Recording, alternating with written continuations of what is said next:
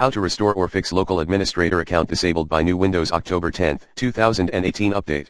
FYI, if you upgraded your Windows 10 from the April 2018 update to the October 2018 update, such an action will disable the administrator account you were probably using. Here's how to restore or fix local administrator account disabled by new Windows October 10, 2018 update, computer management local users and groups users. If the above option does not work for you, make the best of Google, https://bit.ly/2rlro4p.